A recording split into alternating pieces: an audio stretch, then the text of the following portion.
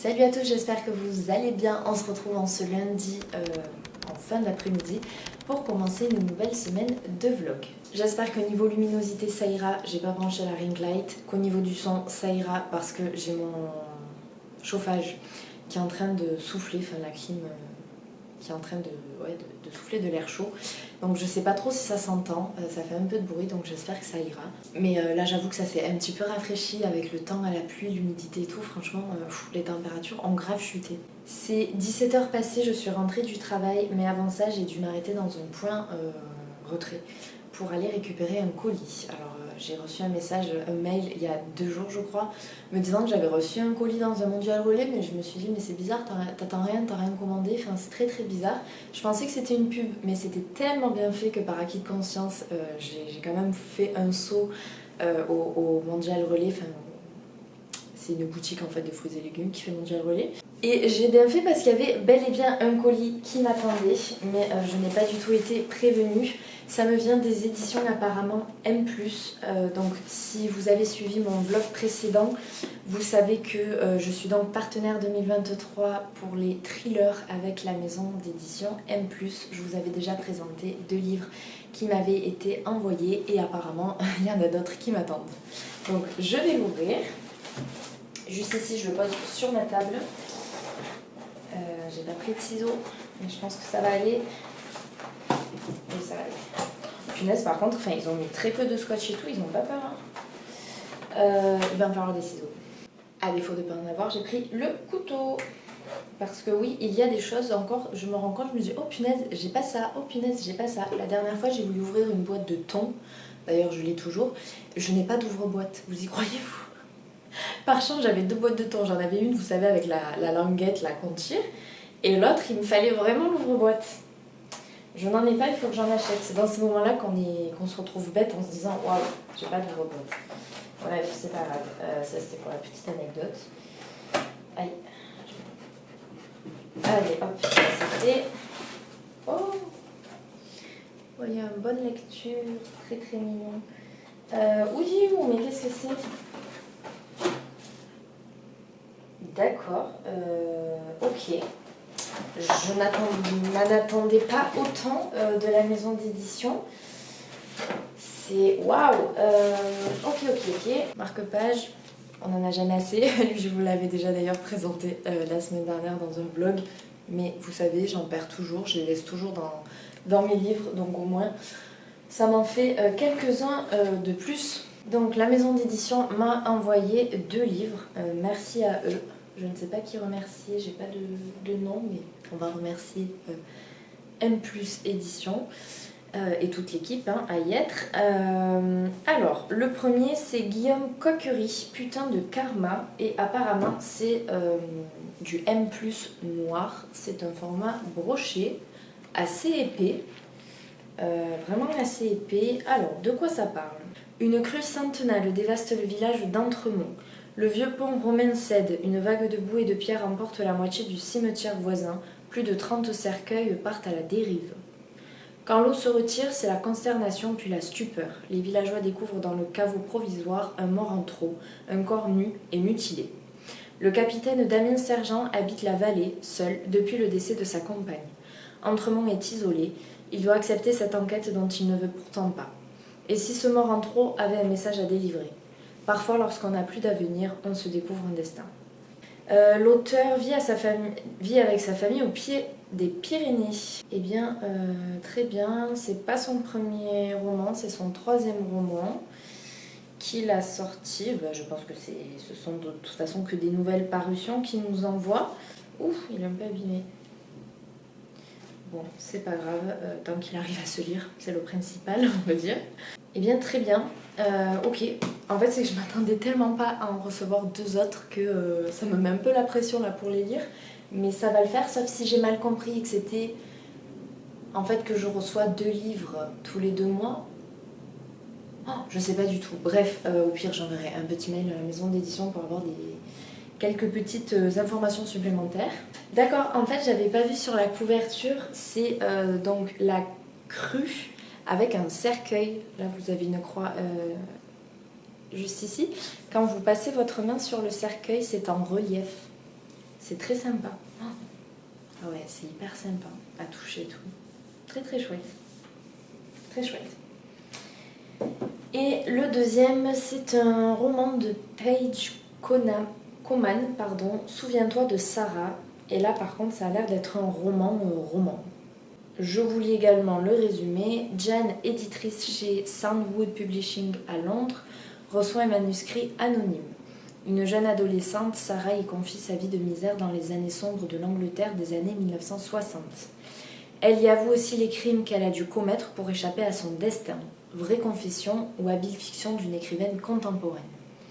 Bouleversée par ce manuscrit, Jan cherche à en retrouver l'auteur et part sur les lieux où Sarah dit avoir vécu et souffert. Dans sa quête de vérité, elle traverse les paysages époustouflants d'Irlande et d'Écosse. Mais ce qui commence comme une enquête littéraire vire à l'horreur. En ouvrant le journal de Sarah, Jan a poussé la porte de l'enfer. C'était hier et rien n'est effacé. Aujourd'hui encore, des forces obscures manœuvrent dans l'ombre pour dissimuler leurs crimes. Apparemment, il a gagné le prix du Cercle du Sablier. Paige Coman, c'est le pseudo-collectif de 2 auteurs de polars chevronnés réunis pour la première fois. Amoureux de l'Irlande et de l'Écosse, ils défendent un style de roman à l'anglaise. Un humour acide et lucide, mariant le naturalisme flamboyant des paysages et la cruauté historique et sociale d'une Grande-Bretagne en trompe l'œil. Bah écoutez, waouh, lui aussi il est costaud. Il est costaud comme livre, il fait un peu plus de 470 pages. Toujours écrit pas très très gros. Voilà, je vous montre un petit aperçu. Mais franchement, le résumé me donne beaucoup envie. Donc pareil, je vais voir si les filles du book club les reçoivent également. Apparemment, on n'a pas tous à peu près les mêmes livres. Là, j'ai discuté avec l'une d'entre nous du book club. On en a reçu 1 sur 2 en commun la dernière fois. Et d'ailleurs, je ne me rappelle plus déjà lequel c'est. Je crois que je ne me rappelle plus. Donc voilà, on attend que les autres réceptionnent leur livre et puis on s'organisera des lectures communes, je l'espère. En tout cas, je sais qu'avec Camille, je ferai sans doute la lecture commune avec le livre de Brigitte Le Chanteur. Et très contente d'avoir reçu du coup ces 2 romans donc de la maison d'édition M+. Et même très contente que ce soit un simple roman finalement, parce que c'est vrai que j'avais coché la case thriller, mais si c'est pour découvrir aussi un petit peu d'autres genres, pourquoi pas. Franchement, ça se laisse tenter et il me tente énormément. Voilà, c'est tout pour la réception et sinon je suis toujours dans ma lecture de Romain Gary, La vie devant soi. Je n'ai pas pu le terminer hier, je prends le livre, il me reste vraiment moins de 100 pages donc je pense le terminer ce soir. Là, j'ai pas trop le temps de lire vraiment jusqu'à ce que je me mette au lit parce que j'ai des petites choses à faire. Mais voilà, je le termine ce soir et je vous en parlerai demain. Nous sommes mardi en fin de matinée, je vous prends pour vous parler donc de ma lecture terminée. Je l'ai fini hier, La vie devant soi de Romain Gary. C'est un livre que j'ai beaucoup aimé. Pour rappel, nous allons suivre Momo qui est il pense être âgé de 10 ans et il vit chez Madame Rosa qui est une vieille juive ancienne prostituée qui a ouvert du coup un foyer clandestin pour accueillir élever les enfants des prostituées. Bien évidemment, elle est payée pour faire ce métier et elle habite un quartier à Belleville. Et parmi ses enfants, on va voir Momo qu'elle a récupéré, je crois, à l'âge de 3-4 ans, quelque chose comme ça. Momo se questionne énormément sur ses parents. Il veut savoir qui est sa mère, si elle va venir le voir ou non, le récupérer. Il est élevé par Madame Rosa en tant qu'arabe, donc elle le force à lire le Coran, à faire le ramadan, à faire les prières et compagnie, alors qu'elle est juive. Et c'est ce qui est beau aussi dans ce livre. C'est un roman qui est pluriculturel. On a des communautés qui vivent les uns à côté des autres ou ensemble dans des appartements. Et c'est vrai que Momo le dit très bien, il y a aussi bien des Noirs que des Arabes, que des Juifs, que des Français. Et c'est ce qui est beau parce que chacun respecte aussi leur religion, leurs prières, leurs habitudes, leurs croyances tout simplement. Et dans ce livre, Momo va nous raconter sa vie comme elle est en fait. Hein. Il a un langage qui est très cru. Il est brut de décoffrage, il passe pas par quatre chemins, il n'y a pas du tout de fioritures, il embellit pas du tout sa vie. Donc sa vie qui est pas très très simple non plus, parce qu'on va avoir des moments où il va être dans la rue pour essayer d'apporter son soutien à Madame Rosa financièrement. Il va voler en fait pour pouvoir manger, pour faire manger aussi les autres enfants qui vivent avec lui dans ce foyer. S'il fait tout ça, c'est vraiment pour Madame Rosa, étant donné qu'elle vieillit. Elle habite à un 6e étage, sans ascenseur, elle ne peut plus monter les escaliers, plus les descendre, elle est très essoufflée. Elle commence à devenir très malade et petit à petit, en fait, Momo va nous raconter comment il va tout faire pour essayer de la sauver. Il ne veut pas que Madame Rosa meure, c'est la seule personne sur qui il peut compter, c'est la seule personne qu'il a, tout simplement. Et c'est un roman donc, qui est très beau parce qu'il va nous parler de cette relation aussi intergénérationnelle entre une femme de 65 ans, une juive, et un petit de 10 ans qui est lui arabe. Il n'y a rien de mal quand je dis arabe, juif ou autre, c'est juste que c'est écrit comme ça dans le livre, donc tout simplement, je le dis aussi. Et c'est très beau parce que tout le quartier enfin pas tout le quartier, mais beaucoup de personnes vont venir rendre visite à Madame Rosa pour essayer de la soigner. Et il y a même des chamans qui vont venir pour essayer d'exorciser le mal, parce qu'en Afrique c'est ce qu'ils font. Donc ils vont se mettre à danser autour d'elle et tout. Et en fait c'est un récit qui est très touchant. Mais la façon dont parle Momo, parce qu'en fait c'est quand même une narration qui est très orale. D'ailleurs on ne sait pas à qui il s'adresse réellement. Pourquoi il écrit, on ne sait pas quand est-ce qu'il écrit ou autre, hein. C'est juste vraiment l'instant T de sa vie. Et comme je vous ai dit, c'est très cru, hein. Il emploie de l'argot, il emploie des gros mots, et parfois il va même utiliser des expressions qui sont sorties de leur contexte, mais parce qu'il a entendu et qu'il trouve que ça fait bien, il va le ressortir à un moment donné dans une phrase, et ça a ni queue ni tête, et du coup ça fait sourire, et on enlève un petit peu ce côté tragique à ce roman. La mort également n'est pas du tout abordé comme quelque chose de triste, il le décrit presque de manière passive. Et au final, Momo va quand même arriver à connaître un petit peu ses origines, ses parents, et ça c'est plutôt chouette, parce que nous en tant que lecteurs, on a envie quand même aussi un petit peu de savoir qui il est, d'où il vient, et parce que forcément on s'attache à lui et on a envie qu'il lui arrive quelque chose de bien. Momo, c'est un enfant qui est très précoce, qui est très sensible, très intelligent, et voilà, on s'attache à lui, on s'attache aussi à Madame Rosa de par leur relation. Voilà, donc dans ce texte, c'est vrai qu'il y a beaucoup de thématiques qui sont aussi abordées, comme je vous l'ai dit, il y a la rue, la vie dans la rue, il y a les prostituées aussi quand même, parce que ça fait partie intégrante de l'histoire, et on a une autre vision, on va dire, du métier. Ça permet de l'aborder différemment, et surtout via les yeux d'un jeune garçon de 10 ans. Il y a la mort, il y a l'amitié, il y a l'amour, enfin voilà, c'est vraiment un très très beau texte, et je suis très contente de l'avoir lu. Vraiment, j'ai adoré, c'est un très très beau texte, et on sourit, on peut rigoler, on a les larmes aux yeux, bref, on a tout plein d'émotions en lisant cette lecture. Et ça m'a donné envie de découvrir d'autres livres de Romain Gary. Je m'en suis noté un, c'est quelque chose avec le roi Salomon, non pas Salomon, si c'est Salomon je crois, c'est L'angoisse du roi Salomon. Je sais pas pourquoi il me tente bien celui-ci.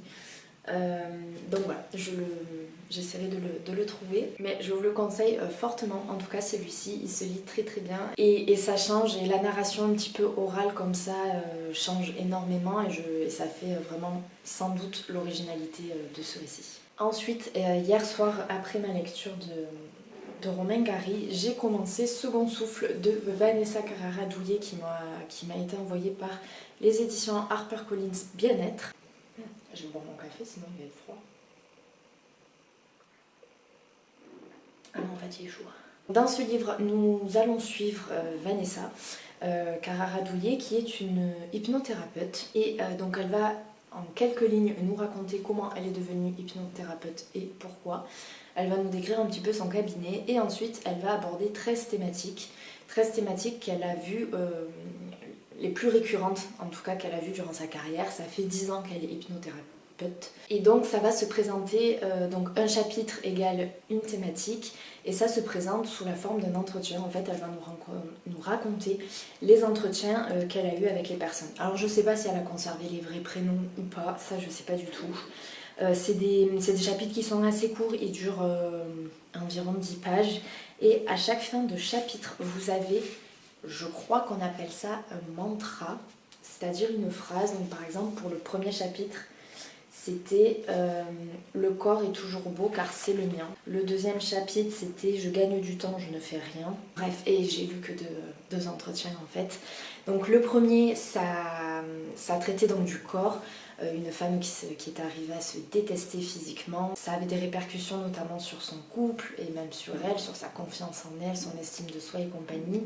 C'est quelque chose qui est très très courant et en plus elle le dit dans son livre, hein, dans la société dans laquelle on vit forcément c'est compliqué, l'image du corps, l'image de soi. Même une personne de non complexée, je pense, peut arriver aujourd'hui à avoir certains complexes avec les filtres sur les réseaux sociaux, avec les Photoshop, les images qui nous sont renvoyées tout simplement dans la société à travers la télé, les réseaux, les magazines et compagnie. Et donc elle nous raconte la séance aussi d'hypnose. Généralement elle nous raconte que la première, en tout cas là pour le moment elle nous raconte que la première séance.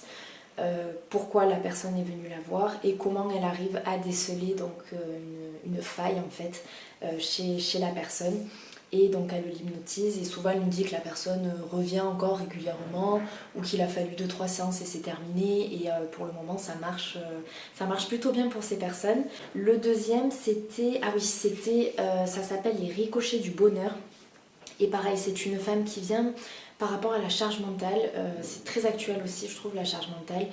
En tout cas, ça se démocratise de plus en plus. Une femme voilà, qui est mère de famille, qui a sa carrière à gérer et elle a énormément de choses à faire. Elle est très perfectionniste et elle veut toujours que tout soit fait, mais elle en peut plus. Elle en peut plus de tout ce qu'elle doit faire, de tout ce qu'elle doit gérer. Et donc là aussi, c'est plutôt, je crois, le lâcher-prise qui est vu dans cette thématique. Et franchement, c'était plutôt sympa parce que ça nous permet, alors attention, ça va pas régler nos problèmes si on se retrouve dans une des thématiques, mais ça peut nous donner quelques clés pour aller creuser ou tout simplement à mettre aussi en place des exemples qu'elle peut citer. Et franchement, je trouve que c'est plutôt pas mal. Je pense que ce soir, j'en lirai encore 2 autres et je vais faire ça sur plusieurs soirs. C'est plutôt sympa. C'est pas quelque chose que vous allez lire d'un coup, je pense, mais voilà, à coup de 2 séances. C'est plutôt sympathique, le livre est de toute façon assez court, donc je pense que d'ici la fin de la semaine, je l'aurai terminé. C'était celui qui me faisait le plus envie et franchement, j'aime beaucoup. Parce que, comme je vous dis, on se reconnaît quand même plus ou moins dans certaines des thématiques et franchement, c'est pas mal. Et du coup, ce matin, je commençais un nouveau livre. J'ai choisi de lire Seul un monstre de Vanessa Len, publié aux éditions Lumen. Déjà, est-ce qu'on parle de cette couverture qui est magnifique, vraiment? J'adore. J'ai lu que les 3 premiers chapitres, c'est le livre 1, donc apparemment il va y avoir une suite. Je ne sais pas si c'est une saga, une duologie ou autre, je sais pas du tout. Donc voilà, j'ai lu que 37 pages, j'ai lu les 2 premiers chapitres avec le prologue et je vais juste vous lire quelques phrases pour le résumer parce que comme vous voyez, il est très long. Souvent je trouve que les éditions Lumen en disent beaucoup trop.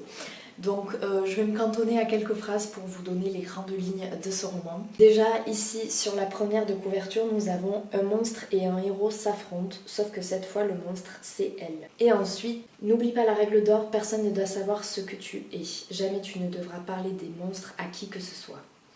Pour Joanne Chang-Hunt, les vacances s'annoncent idylliques. Elle est bien décidée à savourer tranquillement son séjour dans la famille un peu farfelue de sa mère à Londres. Elle adore son petit boulot au manoir de Holland House, où elle se rapproche peu à peu d'un autre passionné d'histoire, Nick.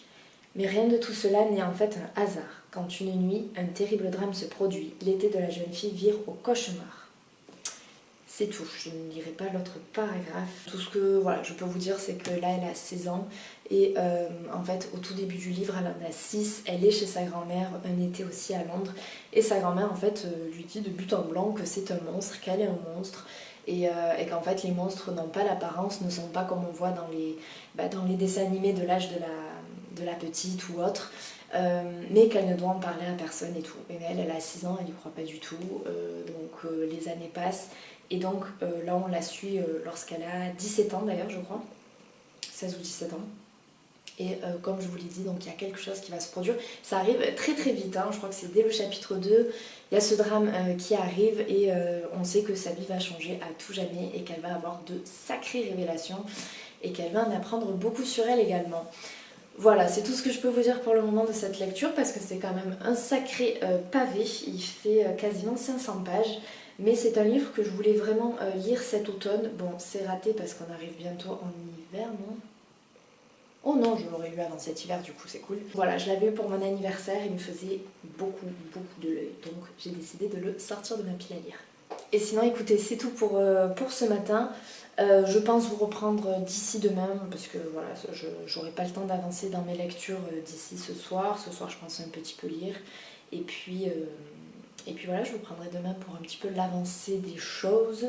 Bien que je vais attendre d'avancer beaucoup plus Seul un monstre pour vous en parler parce que ça sert à rien que je vous en parle à chaque fois. Si j'ai lu 3 chapitres, j'aurais pas plus avancé dans l'histoire, mais je vous dirai simplement si j'aime pour le moment la lecture ou pas.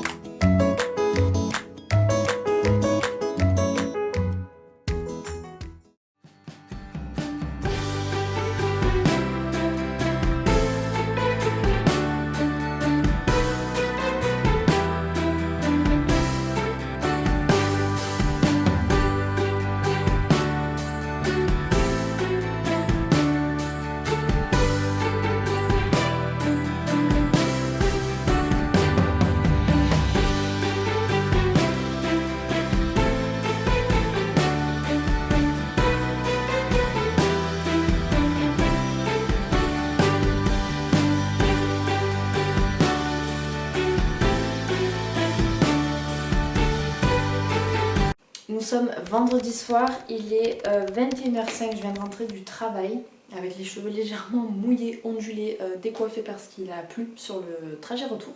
J'ai allumé ma ring light, j'ai essayé de la positionner de façon à ce que l'on ne voit pas le reflet dans mes lunettes. On verra bien, en plus des lunettes dégueulasses parce qu'il reste de la pluie dessus, bref, il faudra que je les nettoie. Est-ce que j'ai fait exprès de me positionner ici pour qu'on voit mon petit sapin? Oui, tout à fait. Genre, je suis trop fière. D'ailleurs, je pense que vous allez voir ce plan caméra pendant tout le mois de décembre parce que vraiment, je suis fan. Bref, je ne vous ai pas pris depuis mardi, il me semble. Il s'est passé beaucoup de choses, mais pas forcément côté lecture. J'ai juste passé toutes mes soirées dehors, quasiment, avec des amis. Que ce soit le mardi soir, le mercredi soir, vous savez ce genre de soirée où on dit oh on sort juste boire un verre et puis un verre se transforme à rentrer à 1h45 du matin, nickel. Donc autant vous dire que mardi, mercredi je n'ai absolument pas lu de ma soirée. Hier j'étais de repos mais j'ai eu une journée plutôt chargée. J'ai quand même un petit peu lu, ce matin également avant de partir au travail. Hop, je prends mon livre, je suis toujours donc avec Vanessa Laine, Seul un monstre. J'ai un petit peu avancé, mais pas trop. Je suis à la page 140, donc c'est le chapitre 8. J'ai lu ceci, il me reste tout ça. C'est quand même beaucoup. Il se lit quand même très facilement. En revanche, le seul petit truc que je peux reprocher à ce livre, c'est que les chapitres sont un petit peu longs. Parfois ils font 20 pages et je sais qu'en fait on a trop l'habitude maintenant d'avoir des chapitres très courts. Et du coup ça rythme énormément le roman. Et forcément quand là on se retrouve avec des chapitres un peu plus longs que ce qu'on a l'habitude de lire, pour moi ça me dérange un petit peu parce que j'aime pas couper mes lectures en plein chapitre. Et en fait quand vous avez lu un chapitre, vous avez déjà l'impression d'en avoir lu 2 ou 3. Bref, c'est vraiment un petit bémol, rien de bien grave. Je commence à aimer de plus en plus cette lecture. Voilà, là ça y est, l'intrigue est mise en place, les personnages ont été présentés. Et petit à petit, on voit se dessiner l'enjeu. On comprend un petit peu l'enjeu de l'histoire. Donc je commence à vraiment être à fond dans l'histoire. Je vous ferai un petit résumé quand je l'aurai quand même bien avancé. En tout cas, il se passe beaucoup de choses. beaucoup de choses. Et j'espère que le rythme ne va pas ralentir, parce que je vous rappelle qu'il fait quasiment 500 pages, enfin 480 pages, quelque chose comme ça, donc voilà. Je suis à fond dans mon histoire et autant vous dire que là, je vais vite manger, me doucher pour pouvoir le lire, parce qu'il y a un peu, je pense, je veux pas m'avancer, mais il y a ce petit truc entre deux personnages, je pense que ça va être un enemies to lovers, ça veut dire en gros que c'est deux personnes qui se détestent de base et en fait ils vont sans doute tomber amoureux.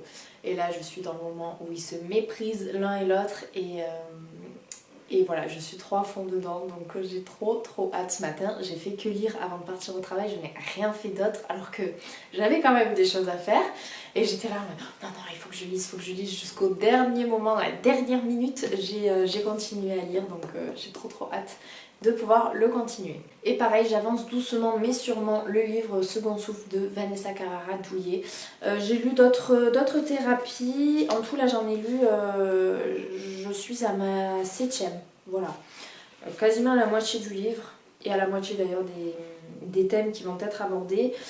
Qu'est-ce que j'ai lu d'autre? J'ai lu concernant les traumatismes, traumatisme un petit peu de violence familiale, sur comment se détacher de ça et se réinventer en fait sa propre histoire. Ah oui, j'ai lu aussi sur le deuil, les personnes qui ont énormément de mal à faire leur deuil, et là c'était sur un homme qui a perdu son père il y a 9 ans il me semble, et qui n'arrivait pas à passer le cap, qui n'arrivait pas à aller au-delà de ce deuil, et donc ça a été super intéressant ce chapitre-là. J'ai eu encore sur la confiance en soi et en fait sur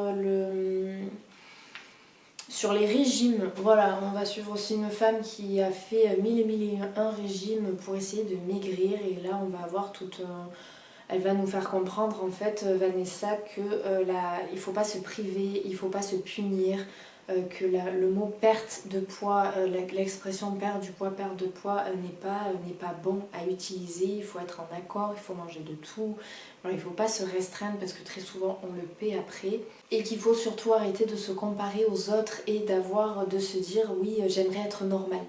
Être normal, ça veut dire quoi en fait? Ça ne veut absolument rien dire, parce qu'on a tous notre propre norme de normalité. Et du coup, ça peut ne rien représenter du tout. Donc voilà, faut aussi s'accepter comme on est. Et en tout cas, quand même mettre les chances de notre côté pour en effet essayer de se sentir mieux dans son corps, parce que forcément, des fois, il y a des petits traumas qui font qu'on n'arrive pas forcément à mincir. Donc voilà, j'en suis là, je vais continuer encore, je lis environ 2 histoires par soir. Ça se passe quand même souvent de la même façon, mais elle va donner parfois des clés de compréhension sur l'hypnose, parce qu'il y a des patients qui n'ont jamais été hypnotisés, puis en plus j'ai du mal à dire ce mot à chaque fois.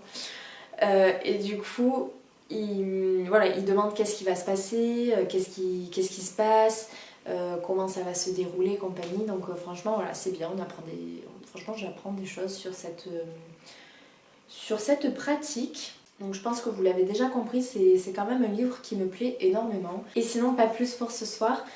Ce week-end, je pense que je vais quand même commencer une lecture de la maison M+, la maison d'édition M+, il va falloir que là je m'y mette un petit peu.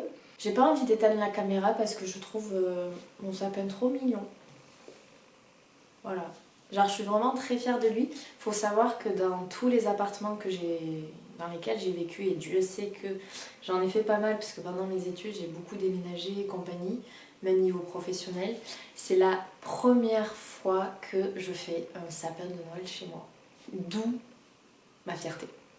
Voilà, et que je veux le montrer à tout le monde. Hier quand je l'ai fait, je l'ai envoyé à tout le monde en photo et tout, mais trop drôle.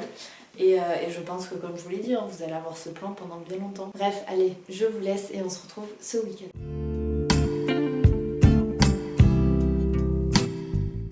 Nous sommes dimanche en fin de matinée, je vous prends pour clôturer ce vlog lecture.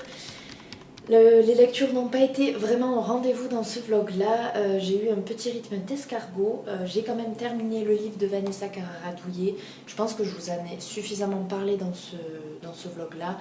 C'est un livre que j'ai beaucoup aimé, je vous le conseille. C'est même un livre qui peut pousser certaines personnes à commencer une thérapie via l'hypnose. Chaque thématique sont très intéressantes, que ce soit l'addiction, les crises d'angoisse, les problèmes de sommeil, que l'on soit concerné ou non. Je trouve qu'il y a, à chaque fois, il y a du bon à prendre. Et vraiment, le tout est très intéressant, que ce soit sa pratique ou les clés qu'elle donne à mettre en place en fait dans la vie de ses patients.